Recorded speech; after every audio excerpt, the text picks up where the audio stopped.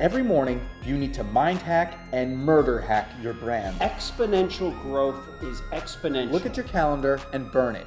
What is your personal winning resume? The number one thing that they don't teach in school is to make money. Entrepreneurs. Entrepreneurs. Entrepreneur. Produce. I am literally a god. Business Money hacks. Hey everyone, welcome to Business Money Hacks. My name is Dustin Taylor Hahn. And I'm Bridge Stewart, and today is one of those episodes where it's just going to be Dustin and I talking. Yeah, just getting it, just shooting the jam. Shooting the jam. That's what they say. That's the old saying, spread that jam. Yeah, I remember back when I was growing up on a farm, we used to lay out the jam we'd harvest on a fence and just shoot it. You know, farmers do that, and that's where that phrase came from. Oh, we used to do it to hunt for foxes, because foxes, well, they love jam. Get them to stop eating all those chickens. The old jam trick, of course. But, you know, we're digressing here about jam and such. Today, we're going to be talking about the subject of giving up. Sometimes in life, you put a lot of effort towards something and you commit yourself to something, and it's just too hard sometimes. It's too much. It's too difficult. You keep working, and then at the end of the day, you're tired.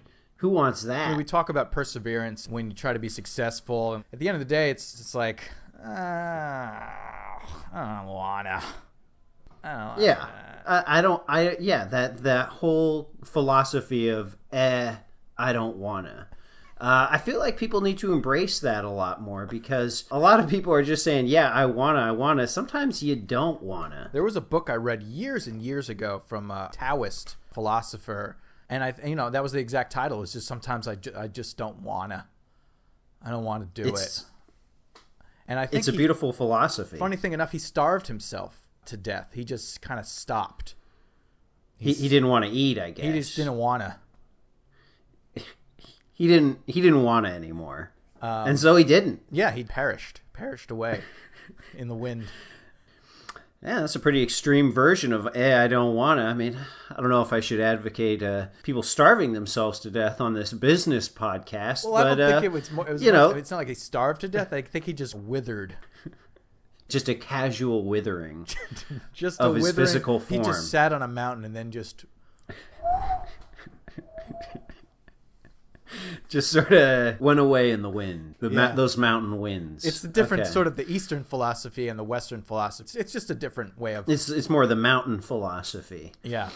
Anyway, I also wanted to talk about the idea of having hobbies. You know, when you work so hard, as you and I do, I'll do a good 14 hours a day, take a quick nap, and then I'll do another 16 hours. Of course. I don't go on the 24-hour time scale, but regardless, like sometimes you just kind of want to take a little break. I think my hobby would be probably just sitting in a chair. After, like you said, a solid 20, 23-hour day, I enjoy a good 5-minute chair sit. And so whenever anybody asks, hey, what sort of do you like to do in your off time? I say, about a 5-minute chair sit, and then get right back to work. That's sort of the extent of my hobbies. So it's sort of like a meditation practice? Like you're meditating? No, just sit in the chair. Okay. Yeah. There was a time a few years ago where I took a boat trip to Ibiza. Just kind of wanted to go and leave it all behind. There wasn't a single moment where I wasn't thinking about getting back to work. It was sort of like there was a monster on my shoulders at all times. Yeah, I know that feeling, the monster on the shoulders. Yeah, I mean, I remember I went to a family reunion and I had a mental breakdown in the middle of the dinner because I was thinking about my startup. And my uncle had to resuscitate me in front of the entire family. It was a kind of an issue, but yeah, I know everything about the whole monster on the shoulder. Get back to work. My monster takes a physical form as well. It's like really. Get back to work. He's sort of this big hairy man, the face of my father and the body of my father, but just larger. My father was a skinny man. But this monster is a football... Skinny and hairless. Skinny and hairless, but this is a hairy Sasquatch man with my father's face and my father's his bare chest. Wow. That's So- quite a visual. Yeah, mine is more of a shadowy kind of figure. He sort of slinks underneath my bed at night. And I'll wake up in the night and he'll be peeking out from under the bed. And that's when I know I probably should have worked harder in the day as opposed to take my 5-minute blackout session in my chair. Hold on. Sorry, Brig. Hello? Yeah. Hello? Hi. I am looking for business money hacks, please. This is Business Money Hacks. How did you... Hold on, let me put the phone to the microphone here. Hello? You just called Business Money Hacks? Yes. Is this? Hold on. Once. Yes. Yeah. I'm. No. Sorry, it's a Bridge. I don't business know call. what this It's a is. business call. Yep. But she Yeah. asked for Okay, all right, we'll see. specifically Okay, yes. the podcast. Yes. This is. Hello? This is business money hacks. Yes. Yes, this is Business Money Hacks here with Dustin. You called my number, and Bridge Stewart. Oh, thank God. How did you get my personal phone number? It's on Google. It's on the internet. Huh. Wow. Your number's just readily available on Google? Is that? I thought I called Google and told them not to do that. It's there. And the important thing right now is that hold on. Yeah. She's telling us to hold. Bridge. It's It's typing my number on Google. Yes, I'm back. Are you ready for me? Are you ready? Because I have business, money, and hacks for you. We certainly Okay. need a little bit of that. My time to shine. I am Sylvia Connerson, and I am very upset. I go online and I see these videos of people promoting this lifestyle of work from home, make 6 figures, spend more time with your family, blah, blah. And it is violent. It is toxic. So the entrepreneurial lifestyle, that's what Bridge and I generally promote. Like, Well, and I wanted to talk to you about that because, it's 6 p.m. and I'm sure you all just started working, 15 minutes ago because of your Entrepre-Loser lifestyle, because of your Entrepre-Loser lifestyle. Is that right? I mean, yeah, you are right. I woke up about 15 minutes ago because Wow. I went on about a 40-hour work session. I only had about a 7-minute chair sit. So, yeah, I did wake up 15 minutes ago. Young men, that lifestyle will not get you to where you want to go in life. Let me just I mean, 6 figures isn't really... that's chump change when I hear that. But to the regular people, I'm sure 6 figures is a lot. Well, we're open to different lifestyles, different ways of thinking. Absolutely, yeah. We're open to all sorts of differing opinions. I mean, we had people that murdered old people and sold their houses on this show. So, yeah, we welcome all sorts of interpretations. Well, thank you so much. Thank you for inviting me on. Okay. Now you mentioned 6 figures, and it makes me laugh. I hear the phrase, and I can't help but to produce this sound from my throat because it's very reckless. Do you know how much uncertainty there is in that? Do you know how far your mind could expand if you dream beyond a 1,000-dare lifestyle? It's insane. You're saying expanding your mind. Usually, the way I expand my mind the most is when I'm flying in a jet. I have a private jet. And man, I love just getting on that thing. I don't even have a place to go. And I mean, we burn a lot of fuel on that jet. But the thing is, it's very expensive to operate that jet. I kind of wonder what your argument is towards my way of expanding my mind is on a jet.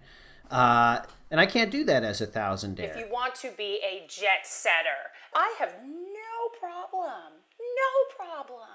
That is fine, as long as it happens within the strict hours of 9 a.m. and 5 p.m., or possibly 6 p.m. or 7 p.m. It depends on how long your boss asks you to stay a little bit later without any extra pay to get the work done. Well, sometimes it is 8 a.m. because you do have to go in a little bit earlier till about 6 or 7 p.m. So let me get this straight, Sylvia. You're advocating for a 9-to-5 job. A job. Abso-freaking-lutely, Dustin. So you're saying that because I have a lot of problems right now. I've got about 17 different lawsuits I'm dealing with at the moment. I'm looking outside and looks like there's protesters in some fashion, I mean, that's definitely a problem. But you're saying with a 9 to 5, those problems would go away. It's a theory, and by theory, I mean it's a fact. That line can be used anytime. Do you know where I came up with that idea? Sitting right here at my 8 to 7.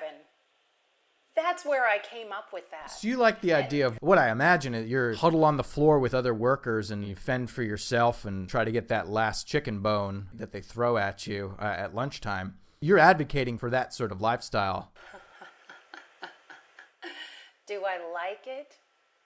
Oh, Dustin, I love it. Be a cog in the system. Work for some faceless company, a 9 to 5, a nothing, a nobody. I mean, I don't think that I'm a nobody here. I think that I am a somebody, and I think that hi. Oh yeah, I'm on a business call. Oh, okay. Yeah, it's Sylvia. So okay. All right. Okay. Well, thank you, Mr. Brown. Thank you for stopping by.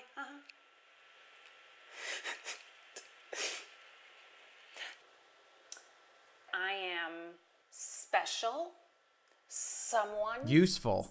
Kind of like a tool, like a small tool, or like a tool that could only be used for one thing. You know when you have maybe an hour on the weekends because you're kind of busy doing other 9 to 5 stuff on a Saturday and a Sunday, and you grab your IKEA furniture that you finally decided to put together, and you get that little kind of upside down L-shaped tool. That's who I am. Yeah, I have no idea what you're talking about because all of my furniture is straight Gucci. Like, I've got a Gucci couch that I'm currently sitting on. But I can kind of relate. I think the people that made my Gucci couch, they probably had to use some sort of tool in order to make this beautiful Gucci couch. Just thinking about the craftsmanship that went into this Gucci couch and the tools that went into creating it. Yeah, I can totally relate. We need these tools to make Gucci couches. Come back to basics. Come back to this Monday through Friday, sometimes you do a little bit at home on Saturday lifestyle. Working for somebody else means that you don't just make up your own rules and your own hours and work from the beach or from Bridges Jet. I'm all about the cubicle, right? If you're a high-class prostitute, that's fine. You must have a cubicle though. That you do all your tooting in. So you're saying I could still, work from the beaches of Sardinia as long as I'm on that beach surrounded by a cubicle. That is it. And working the hours of a Sardinian, 8:30 a.m. to like 6:45-ish. Mm-hmm. Yes. Whatever your superior tells you. Happy birthday to you. Oh. Happy birthday to you. So, happy birthday, dear Alex. Happy birthday to you. Is it somebody's birthday? Where are you right now? Well, I'm at work, and we were just singing happy birthday to our coworker. You don't get that at home. You can only sing happy birthday, to your little shitty kids that are running around. Well, I've never had a happy birthday. If you had a 9 to 5, you might. That's all. It's just a theory, but it's also a fact. I actually celebrated my last birthday on my jet, and I told my pilot, hey, it's my birthday. And he said, I'm trying to fly a plane here. Would you mind just getting out of the cabin? And I said, no, it's my birthday, and you're going to blow out the candles on my cake. And he said, why are you, there's an open flame in the cabin. You can't be doing this. And so I made him blow the candles out. And he didn't like that, but it sounds like that was a much more enjoyable experience that you had with Alex as opposed to my pilot on my jet. Bruce, let me ask you, when you were flying that particular day, the day of your birth, the day that you were meant to work confined hours in a confined space, but you decided to stray. Elevate myself. Well, sure. I mean, the day of your birth should be considered the first day of your work day of your life. If we can get these damn hospitals to start employing babies, I mean, that's something that would greatly increase profits. Certainly in hospitals, they wouldn't have to be fighting and fending over ventilators You can get these babies to start producing medical equipment. Is that what you're suggesting? Well, what I'm suggesting is, first of all, I don't want to be critical of your opinions, but that is MFing child abuse, Dustin, okay? Well, have you ever Having thrown children an infant on a treadmill? I'm sorry, throw a what Have you ever on a put an treadmill? infant on a treadmill and see how fast it can crawl?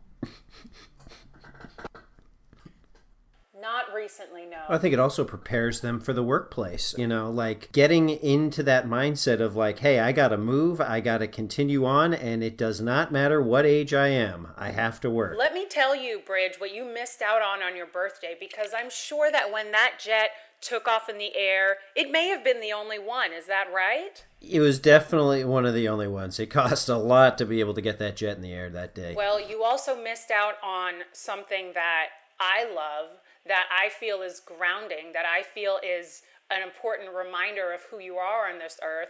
It's traffic, okay? You jet setters want to just take off in the sky. I mean, don't you miss the bumper to bumper? Don't you miss the standstill? Well, I can kind of relate to that. It did take a few minutes to get off the runway. I mean, there was a couple other jets sort of taxiing. So I feel like I can relate to the common man because my jet had to taxi on the runway in Sardinia. We are essential... Oh, what's the phrase? We are essential... Proletariat. necessary. You're a proletariat.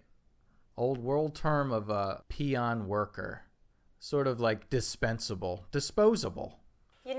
Dustin, you're sitting there on a Gucci couch. You Gucci both couch. woke up about 15, 30 minutes ago, just starting your work day, and you're up there on your, that Gucci couch might as well be a high horse that you're sitting on. It's a Gucci horse that you're on. And Gucci horse. There's nothing better. Do you know? Let me ask you this, though. Have you ever ridden on a Gucci horse? That, if you want to expand your mind, get on a Gucci horse. That you'll learn some things off a Gucci horse. Yeah. Have you ever tried to tame a Gucci stallion? Now that's... You asked me to be on this show today. I'm here to help. I'm a helper, and what I will say is that you could take these wild experiences you have with riding on these majestic Gucci animals and sit in an office and just write about it all day. Between the hours of 9 to about 5:07 p.m.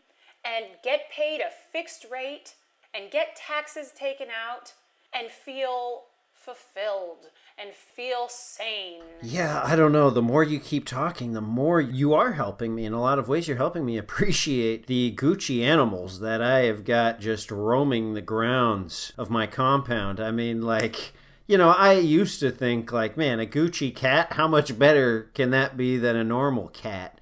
Man, if you've petted a Gucci cat, wow, that is a beautiful cat. And the thing with the Gucci cat is they only attack Gucci mice. So then you have all these Gucci mice just roaming your compound. It's a beautiful sight. I don't know if you've seen a nest of Gucci mice before. You ever seen a Gucci rat king? It's just... A Gucci rat king is really a sight for sore eyes. I mean, that's something that under the sewers of your compound, you got your safari hat on and you're like, I'm going to catch this Gucci rat king, the fabled Gucci rat king, and take a photo of it and try to sell it to the National Geographic. Is that what They'll go? I mean, yeah, a Gucci rat king will go for about $100,000 on the open market. Fellas, I'm so sorry. I was totally tuned out of that conversation. I was filling in this Excel spreadsheet that is about 1,081 pages long, and oh my God. Oof. I apologize if my typing is overpowering the sound. Now, Bridge, I know you used to talk a lot about being a cyborg, being a robot, being a steel man, and how... To release our physical form, embrace the steel. I almost feel like Sylvia is already sort of a robot in some respects because you almost seem like you're like... But what I'm saying is, like, you can be given a direction and then you'll just do it. Someone says jump, you say how high. If I've poisoned some jam and left it out in the woods and I said, hey, Sylvia, I put some jam out in the woods, eat it. Eat the jam. You'll eat that jam. You know what, Bridge? I didn't realize that in addition to the Gucci animals you have in your residence, you also have Gucci pedestals that Dustin has found his way to stand up on. And Well, here's the thing, though. Have you ever been on a Gucci pedestal? Wow. You stand up on that and you end up saying anything. I mean, I've done it a few times at my family reunion. That was one instance where I got on my Gucci pedestal and started rambling. I think that's roughly around the time I blacked out. I fell off my Gucci pedestal. But I would recommend maybe just trying this stuff. Maybe start small. Maybe buy like a Gucci step or something. Then move up to the pedestal.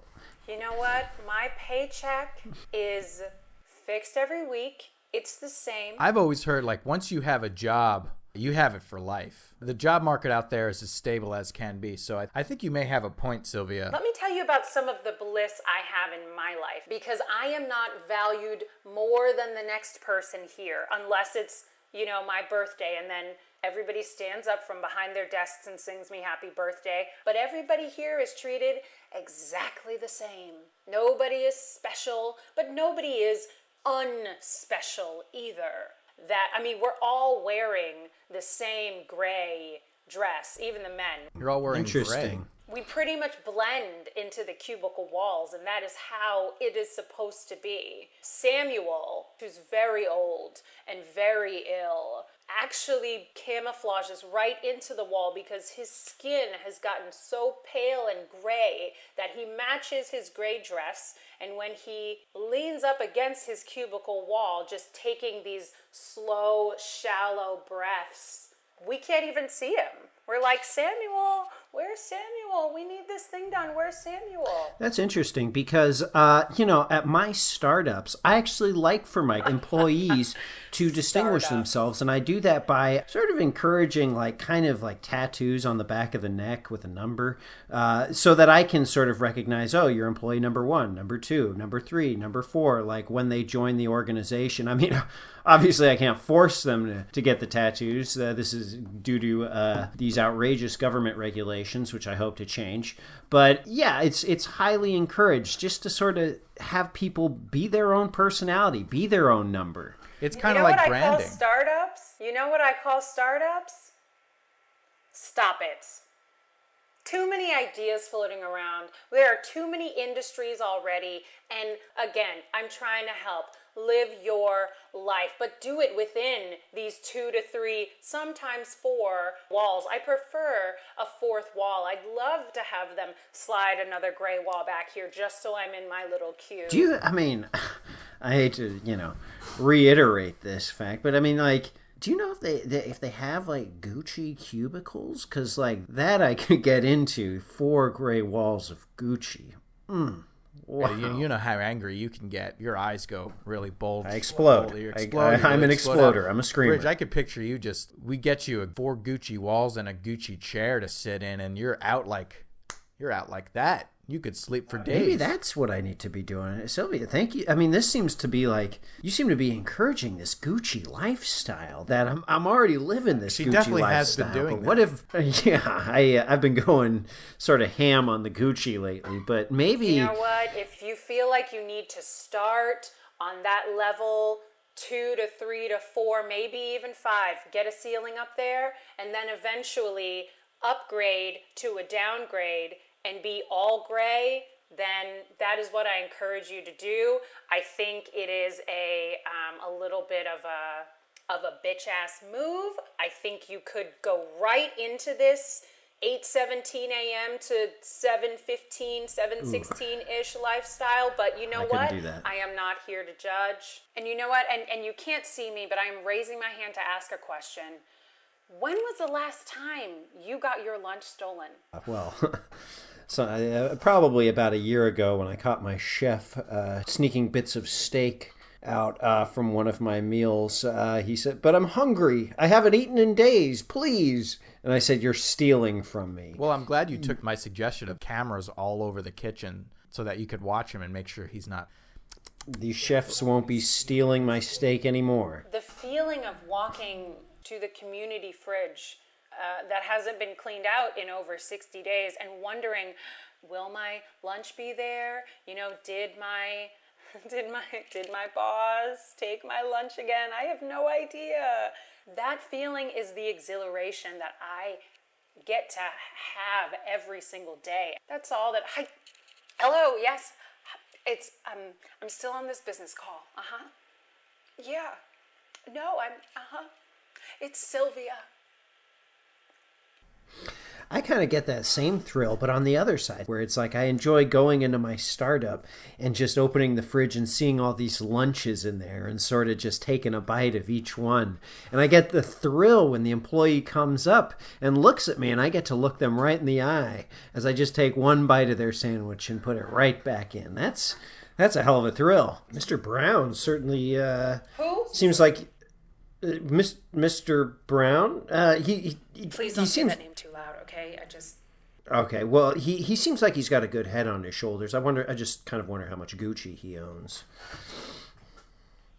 I would ask, but I might piss my pants if I do, so I won't. Ms. Connerson, how much money would you say you make a year? Oh, I love this question. I make exactly $32,608.17 a year. Man, I can barely even comprehend that number. It's so small. It's hard for me to sort of wrap my head around the small size of that. It's like trying to imagine an atom or something. I think I dropped $32,800 and some odd dollars out of my pocket the other day, and I didn't even bother picking it up.